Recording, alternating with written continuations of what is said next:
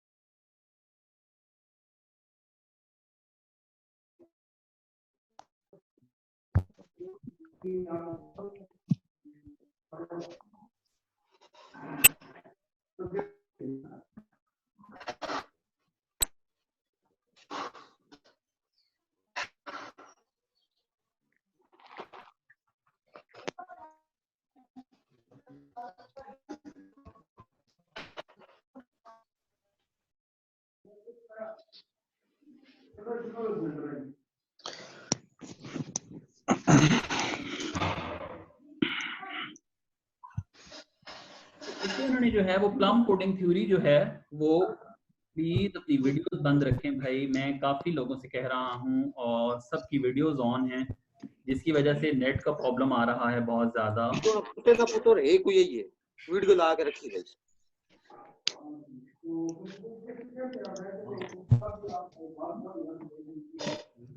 Washroom जाना है, जैसे चले सामने जी। तो हम प्लम पुडिंग थ्योरी का देख रहे थे जी। तो प्लम पुडिंग थ्योरी जो थी वो बेसिकली जो है वो बताई जे थॉमसन ने। He postulated that atoms were solid structures of positively charged with teeny negative particles stuck inside. इन्होंने ये कहा कि प्लम पुडिंग जिस तरह से हमारे पास कस्टर्ड होता है, तो कस्टर्ड के ऊपर कोई भी फ्रूट या कोई भी ऐसी चीज रखी जाती है, तो बेसिकली वो प्लम पुडिंग का जो कॉन्सेप्ट था वो ये था। It is like plums in the pudding, यानी जिस तरह से कस्टर्ड होता है तो कस्टर्ड के ऊपर हम कोई सजावट के लिए कोई चीज रखते हैं। तो इन्होंने ये कहा कि एटम जो है उसका एक पूरा स्ट्रक्चर है, उसके अंदर जो इलेक्ट्रॉन्स एंड प्रोटॉन्स हैं they are such like plums in the pudding. अब हमारे पास अगला जो एक्सपेरिमेंट आता है दैट इज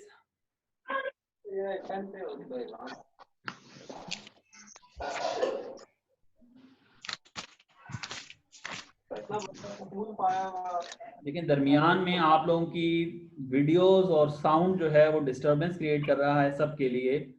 खुद म्यूट रहें और अपनी वीडियोस क्लोज रखें।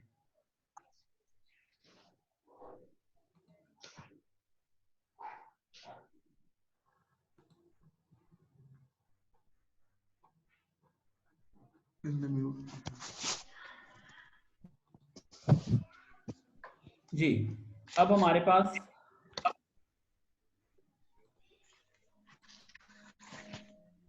आती है cathode rays and discovery of electron, page number 28 आपकी बुक का। अब हम देखेंगे कि बेसिकली इलेक्ट्रॉन्स जो थे वो कौन सा एक्सपेरिमेंट था जो परफॉर्म किया गया जिसके तहत इलेक्ट्रॉन्स जो हैं उनको डिस्कवर किया गया, या किस तरह से इलेक्ट्रॉन्स जो हैं वो डिस्कवर हुए।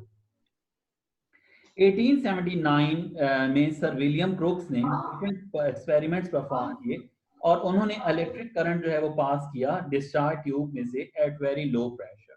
डिस्चार्ज ट्यूब बेसिकली क्या है, अगर आप बुक पे फिगर देखें, फिगर 2.1, तो इसके अंदर आप देखें कि हमारे पास की ट्यूब है जो डिस्चार्ज ट्यूब जो है कहलाती है। इसका पहले स्ट्रक्चर आप समझ लें। हमारे पास आप और से देखें तो इसमें हमारे पास जो है ग्लास ट्यूब है गाड़ी की आवाज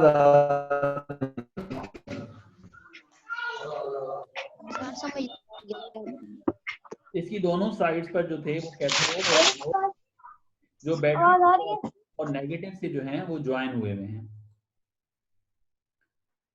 अब ये जो हैं और इसमें से हमने जो है जितनी भी ये जो वैक्यूम ट्यूब थी इसके अंदर ये जो कैथोड रे ट्यूब थी उसको वैक्यूम पंप के जरिए उसमें से जितनी गैस जो थी, जितनी एयर जो थी, उसको जो है वो क्या किया गया, उसको जो है वो आउट कर लिया गया, उसको जो है निकाल दिया गया। ठीक है। He took a glass tube fitted with two metallic electrodes which were connected to a high voltage battery. The pressure inside the tube was kept 10 to raise power minus 4 atm. Basically जो pressure था उस tube के अंदर वो बहुत कम था और इतने लो प्रेशर के अंदर जो है ये हो उस और वोल्टेज जो थी वो बहुत हाई थी जो बैटरी से ली जा रही थी। हाई वोल्टेज और लो प्रेशर के साथ when high voltage current was passed through the gas, shiny rays were emitted from the cathode which travels towards the anode. जब हाई वोल्टेज जो है वो पास की गई तो हमारे पास कुछ शाइनी रेज नजर आई जो कहां से आ रही थी, कैथोड से एनोड की जानिब जो है वो मूव कर रही थी, ट्रांसफर हो रही थी फ्रॉम कैथोड टू एनोड।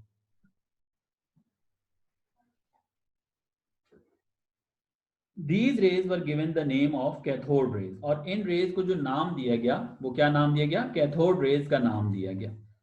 तो बेसिकली अगर आप इस पिक्चर के अंदर देखें तो यहाँ पर हमारे पास जो डिस्चार्ज ट्यूब है जिसको हाई वोल्टेज के जरिए उसके इलेक्ट्रोड्स को जोड़ा गया है, तो बेसिकली कैथोड से एनोड की जानिब एक बीम ऑफ इलेक्ट्रॉन्स था या कैथोड रेज थी। इनका नाम कैथोड रेज से रखा गया क्योंकि ये कैथोड में से जो है वो पास होके आ रही थी, कैथोड में से ये निकल रही थी।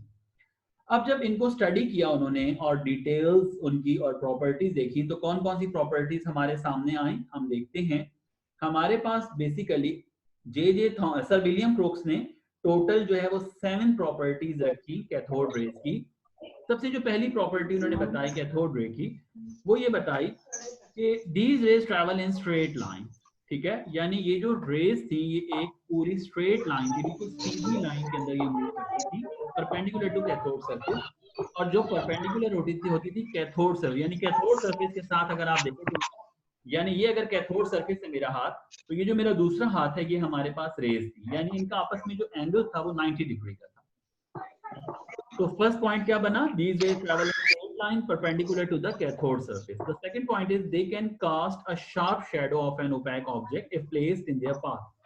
अगर कोई भी ऐसा ऑब्जेक्ट के रास्ते में रखा जाए opaque object, ठीक है, उसका क्या होता था, शेडो बनता था, उसका साया बनता था। The third point or the third property of cathode rays, they are deflected towards positive plates. Electric field showing that they are negatively charged.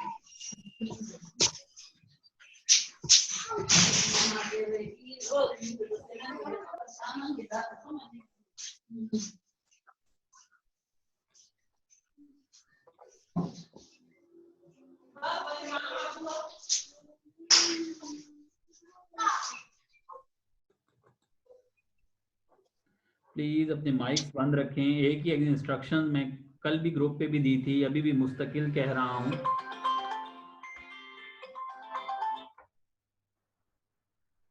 आप लोग अपने माइक्स जो हैं वो क्लोज रखें ताकि डिस्टॉर्शन ना हो और मेरी आवाज जो है वो सब तक पहुंच पाए। वीडियोस अपनी क्लोज रखें जी। तो थर्ड पॉइंट में पढ़ा रहा था आपको, they are deflected towards positive plates in an electric field showing that they are negatively charged। हमने पॉजिटिव उनको इलेक्ट्रिक फील्ड में रखा, ठीक है, तो हमारे पास ये जो रेस थी ये पॉजिटिव प्लेट की जानिब से वो मूव कर रही है। इससे ये मतलब हुआ कि इनका जो ओवरऑल चार्ज था इनके ऊपर वो नेगेटिव चार्ज था। तो नेगेटिव चार्ज से ये हुआ, जाहिर सी बात है जो अपोजिट चार्ज होता है वही जो है डिफ्लेक्ट करता है, तो इनके ऊपर इससे ये शो हुआ, इससे ये जाहिर हुआ कि ये जो रेस थी इनके ऊपर जो चार्ज था that is negative. The fourth point is they raise temperature of the body on which they fall, यानी जिस भी बॉडी के ऊपर ये पड़ती थी या जिस भी बॉडी के ऊपर जो है ये प्लेस होती थी तो उस बॉडी का जो टेंपरेचर था जो है वो बढ़।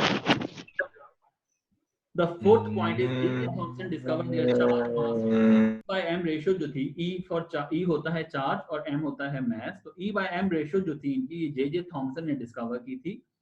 The next point is light is produced when these rays hit the walls of the discharge tube। हाँ, अब जो डिस्चार्ज ट्यूब हमने पीछे देखी या सीखी, उस डिस्चार्ज ट्यूब के अंदर जब ये रेज जो है रेज के साथ जो ये रेज थी ये जब डिस्चार्ज ट्यूब के साथ जो है वो हिट करती थी तो बेसिकली क्या होता था, डिस्चार्ज ट्यूब जो है उसमें से रोशनी जो है या लाइट जो है वो पास होती थी या लाइट जो है वो प्रोड्यूस होती थी। सही।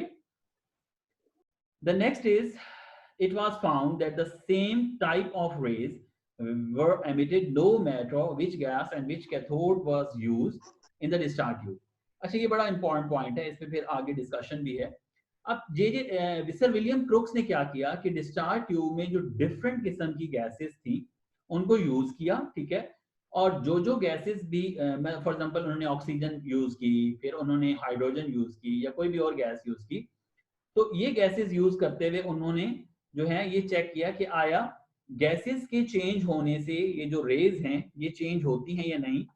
तो it was found that same type of rays are emitted no matter which gas and which cathode. अच्छा, उसके साथ उन्होंने क्या किया, गैसेस के साथ साथ उन्होंने फिर कैथोड जो है वो भी चेंज करना शुरू किए, और कैथोड में फॉर एग्जांपल पहले अगर एल्यूमिनियम का लगाया, फिर आयरन लगाया, फिर कोई और लगाया, तो इसमें उनको ये जो है वो पता चला कि बेसिकली उनको ये जो रेज थी ये independent thing of the gas which is used in the discharge tube, and second thing the cathode which are used here. यानी इसका मतलब ये था कि गैस के चेंज होने से और कैथोड के चेंज होने से ये जो रेज थी इनकी क्वालिटी पे या इनकी उस पे कोई भी फर्क नहीं पड़ रहा था, राइट जी। All these properties suggested that the nature of cathode rays is independent of the nature of the gas present in the discharge tube or material of the cathode. इसका मतलब क्या हुआ कि हमारे पास ये जो रेज हैं ये ना तो कैथोड के मटेरियल पे डिपेंड कर रही हैं और ना ही ये डिपेंड कर रही हैं उस गैस के ऊपर which is present in the cathode, which is present in the discharge tube. The fact that they cast the shadow of an opaque object suggested that these are not safe, but they are fast moving material particle. तो इन्होंने जो shadow आ रहा था OPEC object का उससे ये पता चला कि ये रेज नहीं है बल्कि ये कोई फास्ट मूविंग पार्टिकल्स हैं जो मूव कर रहे हैं डिस्चार्ज ट्यूब के अंदर. It means all the materials contains electrons. इसका मतलब ये हुआ कि अगर कोई भी गैस, हम ऑक्सीजन हो, हाइड्रोजन हो या कोई भी गैस हो, उससे हमें ये पता चला कि जो भी गैस यूज की जा रही है या जो भी मैटर यूज किया जा रहा है इन द डिस्चार्ज ट्यूब उसमें इलेक्ट्रॉन मौजूद है. इससे ये पता चला कि हर मैटर जो है वो उसका फंडामेंटल पार्टिकल है इलेक्ट्रॉन. It means all अच्छा. As we know, materials are composed of atoms, hence the electrons are fundamental particles of atom. इससे हमें ये पता चला कि जो इलेक्ट्रॉन्स हैं एक तो वो हर मैटर में मौजूद हैं और उसके बाद जो सेकंड थिंग हमें पता चली वो ये पता चली कि हमारे पास जो है वो सारे के सारे एटम जो हैं उनमें इलेक्ट्रॉन्स जो हैं वो फंडामेंटल पार्टिकल्स के तौर पे मौजूद हैं. ठीक है जी. अब तक हमने जो सीखा मैं उसको एक दफा रिपीट करूंगा आपके लिए. सबसे पहले हमने ये चीज सीखी कि हमारे पास जो है वो शुरू के अंदर जो है वो एटम्स के बारे में डिफरेंट कॉन्सेप्ट्स थे जिनमें हमने डाल्टन्स को सिखाया और जिनमें हमने ये देखा कि जो ग्रीक फिलोसफर्स थे उनका क्या कॉन्सेप्ट था. इस तरह से फिर हमने ये देखा कि 19 और 20 सेंचुरी में डिफरेंट साइंटिस्ट थे जिन्होंने मुख्तलिफ एक्सपेरिमेंट्स किए और इन एक्सपेरिमेंट्स के जरिए जो है उनको ये पता चला कि हमारे पास जो है वो एटम जो है वो फंडामेंटल पार्टिकल है मैटर का. फिर हमने डिफरेंट साइंटिस्ट के नाम लिए. उसके बाद हमने आपके साथ थ्योरीज एंड एक्सपेरिमेंट्स शुरू किए स्ट्रक्चर ऑफ एटम के. सबसे पहले हमने आपको डाल्टन के बारे में बताया. तो डाल्टन ने ये कहा कि बेसिकली एटम जो है वो indivisible hard dense sphere particles हैं और प्लम पुडिंग थ्योरी जो है ये बताई. और उसके बाद हमने दो चीजें आपको बहुत इंपॉर्टेंट जो ऑब्जेक्टिव के लिए बताई. 1886 में गोल्डस्टीन ने प्रोटॉन डिस्कवर किया और 1897 में जे थॉमसन ने फाउंड किया इलेक्ट्रॉन्स को कि electrons are the fundamental particles of atom, right जी. उसके बाद हमने कैथोड रेज और डिस्कवरी ऑफ इलेक्ट्रॉन के बारे में सर विलियम क्रोक का एक्सपेरिमेंट आपको पढ़ाया. इसमें हमने ये सीखा कि डिस्चार्ज ट्यूब के अंदर वैक्यूम के अंदर हाई प्रेशर और लो प्रेशर और हाई वोल्टेज, उसके अंदर उन्होंने जो प्रेशर था वो बहुत लो रखा. Almost that pressure is 10⁻⁴ atm. That is the objective question for you. और उसमें जो है वैक्यूम पंप के जरिए उन्होंने उसमें से सारा वैक्यूम किया उस ट्यूब को और उसके साथ साथ जो है उसमें जो है जो वोल्टेज थी वो हाई पास की. तो कैथोड जब हाई वोल्टेज पास की गई तो कैथोड से कुछ रेज वो एनोड की तरफ जाती हुई महसूस हुई.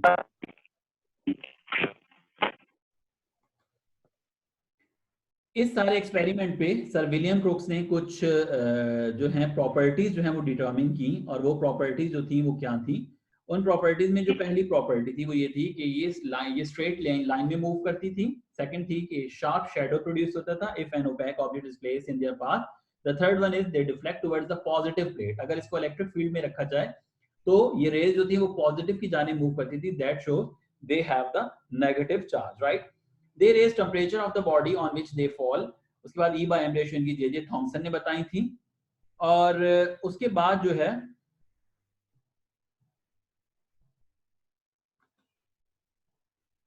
उसके बाद इन्होंने क्या किया कि हमारे पास जो है वो लाइट प्रोड्यूस होती है अगर ये डिस्चार्ज ट्यूब जो है उसको हिट करती है. और लास्ट वन जो थी वो ये थी कि कोई भी गैस यूज की जाए डिस्चार्ज ट्यूब की तो या फिर कोई भी कैथोड यूज किया जाए तो इनकी रेज जो है उनके ऊपर कोई फर्क नहीं पड़ता. उसके बाद जो है हमने इनकी डिडक्शन में आपको ये सिखाया कि हमारे पास जो ये रेज हैं इनसे हमें ये पता लगा कि ये बेसिकली कुछ पार्टिकल्स फास्ट मूविंग पार्टिकल्स हैं जो मूव कर रहे हैं इन द डिस्चार्ज ट्यूब. इसी तरह से हमारे पास दूसरी चीज ये पता चली कि सारे के सारे जो मटेरियल्स हैं उनमें इलेक्ट्रॉन्स मौजूद हैं और हर मटेरियल जो है वो एटम से, that shows that the atoms are the fundamental particles of matter.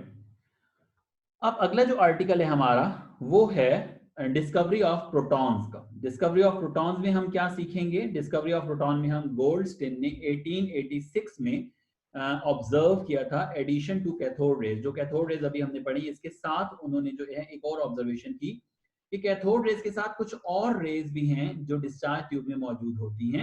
These rays were traveling in opposite direction to cathode rays. He used a discharge tube having perforated cathode. अच्छा, उन्होंने अब थोड़ी सी change की। अगर आपके सामने book है तो आप 2.2 फिगर को गौर से देखिएगा। 2.2 फिगर में अगर आप देखें तो इसमें जो डिस्चार्ज ट्यूब यूज की गई है उसमें जो कैथोड है दैट इज परफोरेटेड कैथोड। तो परफोरेटेड कैथोड जो है वो उन्होंने यूज किया और इस परफोरेटेड कैथोड को उन्होंने इस्तेमाल करते हुए एक्सपेरिमेंट किया और उन्होंने ये कहा कि ये जो रेज हैं कैथोड रेज के साथ जो पिछली हमने पढ़ी है ये मौजूद है और उन्होंने इन रेज को जो नाम दिया, इन रेज को उन्होंने कहा these are the canal rays. इनको क्या नाम दिया? कैनाल रेज का। अब उन्होंने इन रेज की जो प्रॉपर्टीज बताई, the properties of these rays were as follow. These rays travel in straight line in a direction opposite to the cathode rays. तो इन्होंने जो है इनको सबसे पहले ये कहा कि ये स्ट्रेट लाइन में ट्रेवल करती हैं, लेकिन जो कैथोड रेज थी अगर वो कैथोड टू एनोड की जाने जा रही थी तो ये एनोड टू कैथोड की जाने मूव करती थी, यानी इनकी जो डायरेक्शन थी वो अपोजिट थी। ठीक है सर इनको नाम क्या दिया था? जी, कैनाल रेज बेटा। यस।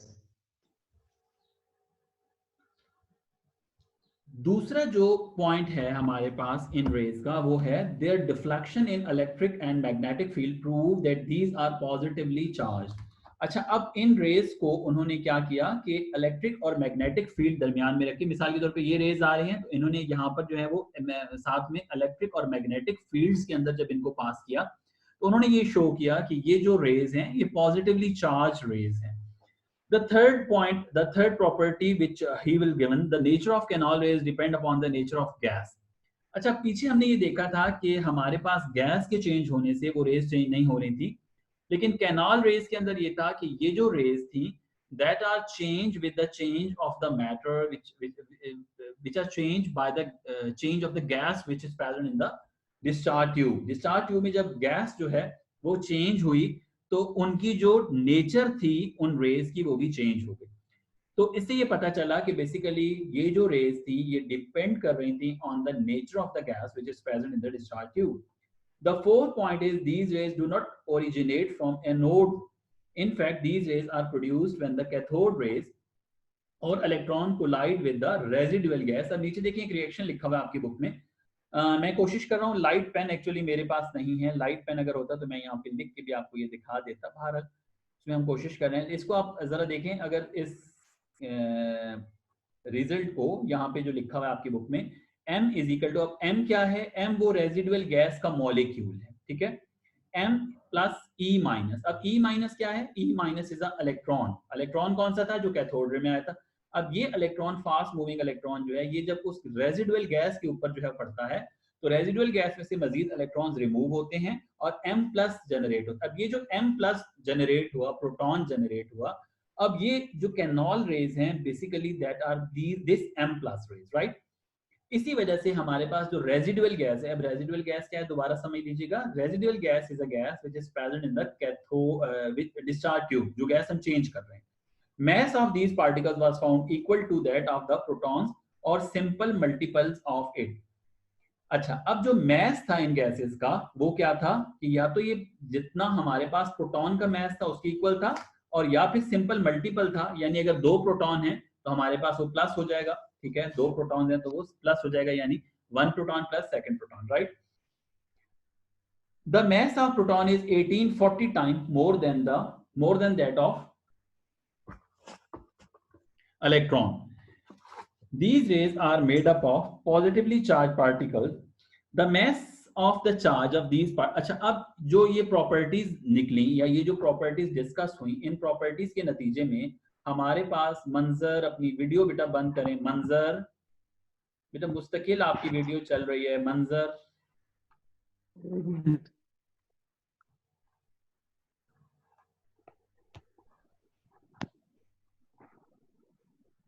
जी, तो इन जो प्रॉपर्टीज हमने अभी डिस्कस की, इन पे जो डिडक्शन निकली वो ये निकली कि these rays are made up of positively charge particles, the mass and charge of these particles depend upon nature of the gas that is present in the discharge tube, hence different gases produce different type of positive rays having particles by a gas will be the same type.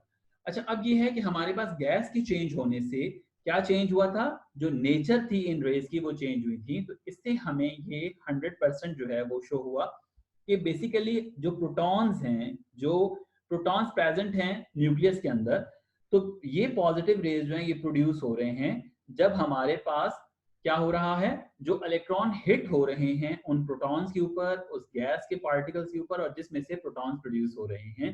तो that is discovery of protons basically, और वो हुई थी canal raise के जरिए। और canal raise की जो डिटेल्स थी, जो प्रॉपर्टीज थी, वो हमने अभी आपके साथ डिस्कस की, राइट। लास्ट टॉपिक है हमारा, that is discovery of neutron. Rutherford ने जो है वो ऑब्जर्व किया atomic mass of the element could not be explained on the basis of the mass of electrons and protons only. He predicted in 1920 that some neutral particles have mass equal to the proton must be present in an atom. अब हुआ क्या कि basically Rutherford जब अपने experiments कर रहे थे तो उन्होंने ये कहा कि एटॉमिक मास के लिए जो है वो इलेक्ट्रॉन और प्रोटॉन ही काफी नहीं है, बल्कि कुछ और भी उन्होंने प्रिडिक्ट किया था, उन्होंने डिस्कवर नहीं किया था। अब यहाँ पे एक और चीज समझिएगा कि बेसिकली साइंस के अंदर क्या होता है कि कुछ लोग, साइंस ये नहीं होता कि कोई एक बंदा, ठीक है, डिस्कवर जो करता है वो, तो जिस तरह से अब देखिए आजकल कोरोना वायरस आया हुआ है, अब कोरोना वायरस का जो बंदा भी इसकी वैक्सीन बनाएगा, काम बहुत सारे लोग कर रहे हैं, लेकिन वो जितनी नॉलेज जो है वो जमा हो रही है, जहां जहां पे मुख्तलिफ जगह पे रिसर्च हो रही है, नाम उस बंदे का आएगा जो एंड पे उसकी दवा बनाएगा, बाकी काम बहुत सारे लोगों ने किया होगा। तो बिल्कुल ये भी इसी तरह से, जिस तरह से न्यूट्रॉन डिस्कवर चैडविक ने किया था, लेकिन उसको प्रिडिक्ट कर दिया था रदरफोर्ड ने पहले ही। अब इससे ये होता है कि इससे हमें साइंटिफिक नॉलेज के बारे में ये पता चलता है कि कोई भी साइंटिफिक नॉलेज है तो वो बेसिकली वन पर्सन जो है, that is not the work, बहुत सारे लोग मिलकर एक टीम वर्क कर रहे होते हैं, और वो टीम वर्क जमा होता रहता है, एक्सपेरिमेंट्स जमा होते रहते हैं, और उसके नतीजे में हमारे पास जो रिजल्ट आते हैं, तो उनके नतीजे में कोई भी चीज डिस्कवर होती है, राइट। अब हम देखते हैं कि इसके नतीजे में पॉजिटिवली चार्ज पार्टिकल्स तो हो गए थे। अब न्यूट्रॉन जो हैं, द साइंटिस्ट, चलो ना भाई, सॉरी, एनी क्वेश्चन? शुक्र है, कोई हाथ मार देता है।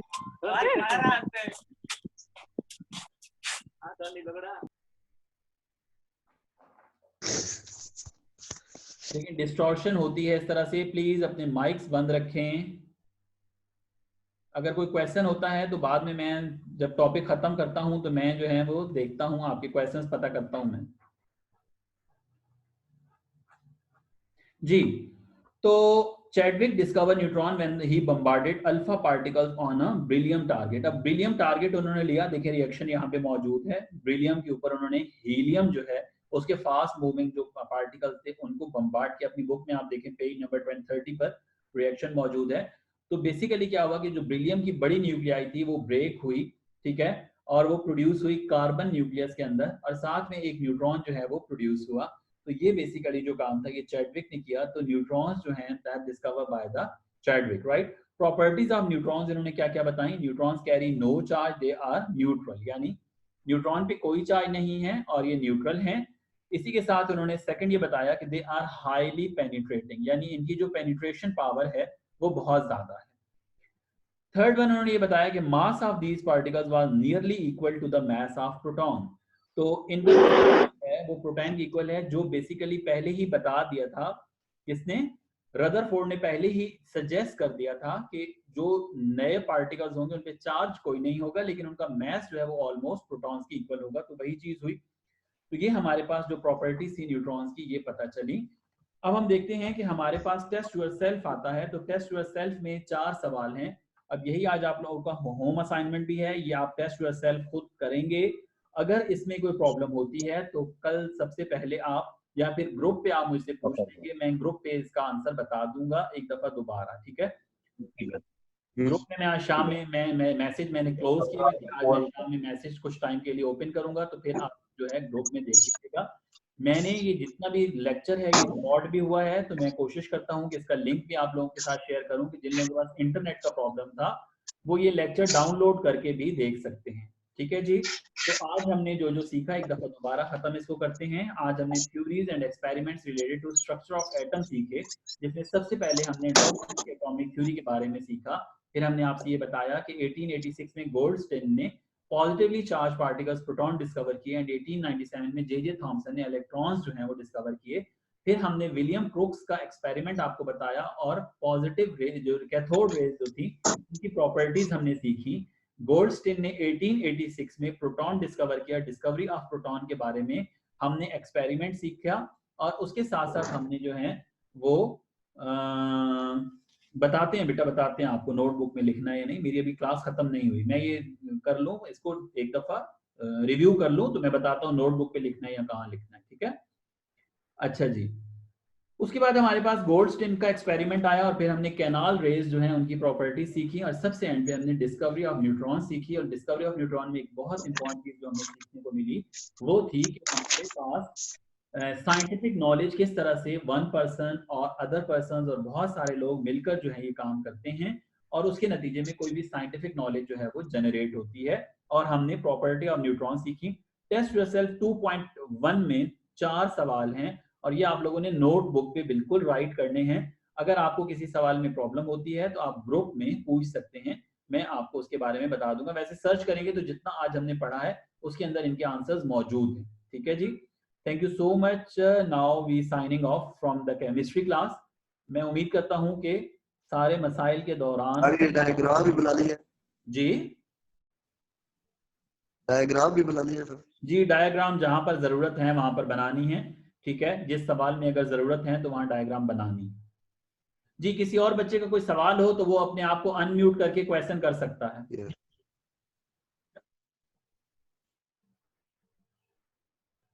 Students, any more questions from your side?